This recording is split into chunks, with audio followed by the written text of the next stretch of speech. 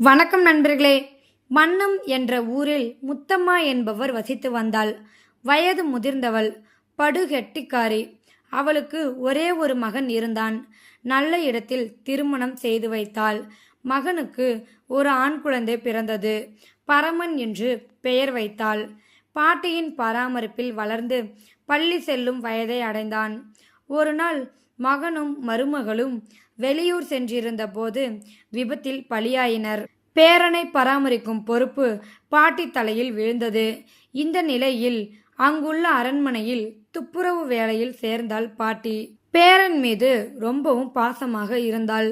படிக்கவும் வைத்தாள். ஆனால் அவனுக்கு படிப்பு ஏறவில்லை. அப்பாவியாக இருக்கிறானே, எப்படி பிழைக்கப் போகிறானோ என கவலையடைந்த பாட்டி கொஞ்சம் சொத்து சேர்த்து வைக்க யோசித்தாள்.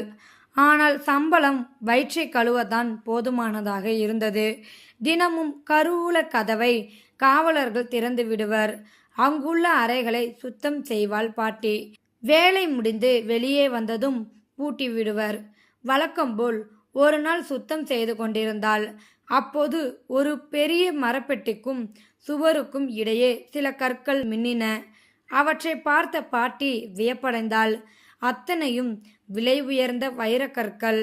பாதுகாப்பான பெட்டியில் இருந்த வைரக்கற்கள் எப்படி சிதறின என யோசித்தாள்.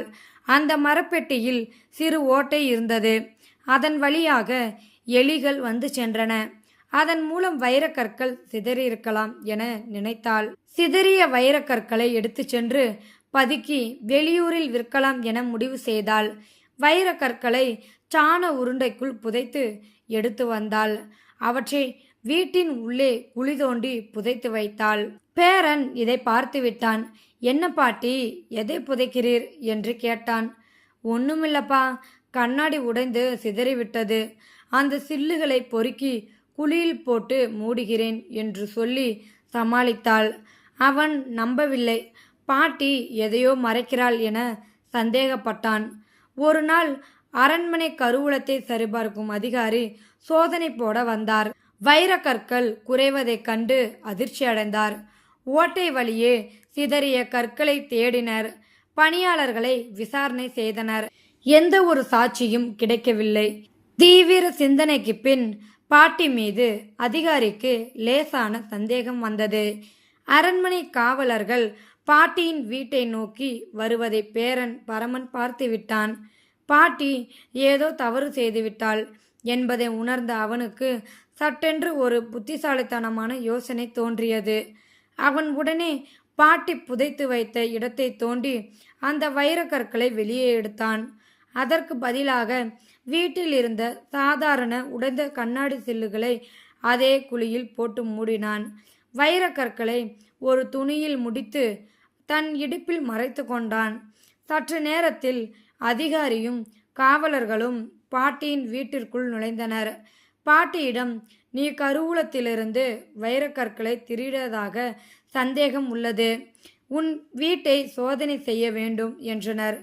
பாட்டி பயத்தில் நடுங்கினாள். காவலர்கள் வீடு முழுவதும் தேடினர். அப்போது தரை புதிதாக தோண்டப்பட்டு மூடியிருப்பதை கண்டனர். இதோ சான்று கிடைத்துவிட்டது என்று கூறி அந்த இடத்தை தோண்டினர்.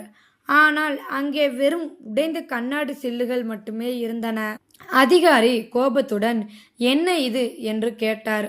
அப்போது பேரன் பரமன் முன்னே வந்து, ஐயா, சில நாட்களுக்கு முன்பு என் பாட்டி தவறுதலாக ஒரு பெரிய கண்ணாடியை உடைத்துவிட்டாள். என் காலில் குத்திவிடக் கூடாது என்பதற்காக நான் அதை பார்த்து பாட்டியிடம் கேட்டேன் என்று சாதுரியமாக கூறினான். அதிகாரிக்கு ஏமாற்றமாக இருந்தது. வேறு எங்கும் எதுவும் கிடைக்காததால் பாட்டியிடம் மன்னிப்பு கேட்டுவிட்டு அவர்கள் கிளம்பிச் சென்றனர். அவர்கள் சென்றதும் பாட்டி நிம்மதி பெருமூச்சு விட்டாள். அப்போது பரமன் தன் இடுப்பில் மறைத்து வைத்திருந்த வைரக்கற்களை எடுத்து பாட்டியிடம் நீட்டினான். பாட்டி, நீ எதற்காக இதை எடுத்தாய் என்று எனக்கு தெரியும். என் எதிர்காலத்திற்காக தான.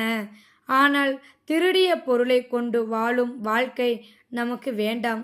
உன்னை ஆபத்திலிருந்து காப்பாற்றவே நான் இதை மாற்றினேன்.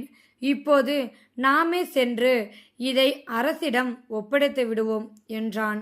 பேரனின் நேர்மையையும் திறமையான புத்தியையும் கண்டு பாட்டி வியந்து போனாள். படிப்பு வராவிட்டாலும் என் பேரன் நல்ல புத்திசாலியாகவும் எவராலும் ஏமாற்ற முடியாத நேர்மையானவனாகவும் வளர்ந்து விட்டான். இனி இவனை பற்றி எனக்கு கவலை இல்லை என்று பெருமிதம் கொண்டாள். இருவரும் அரண்மனைக்கு சென்று அரசிடம் உண்மையை சொல்லி வைரங்களை ஒப்படைத்தனர்.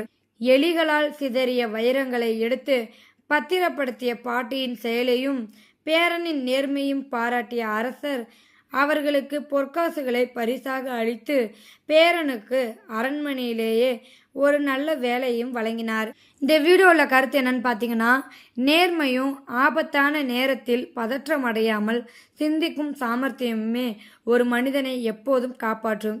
இந்த வீடியோவில் கருத்து உங்களுக்கு பிடிச்சிருந்தா கமெண்ட் பாக்ஸில் கமெண்ட் பண்ண கூட உங்கள் ஃப்ரெண்ட்ஸுக்கு ஷேர் பண்ணுங்கள். இது வரைக்கும் நம்ம சேனலை சப்ஸ்கிரைப் பண்ணுங்கள். தேங்க்யூ ஃபார் வாட்சிங்.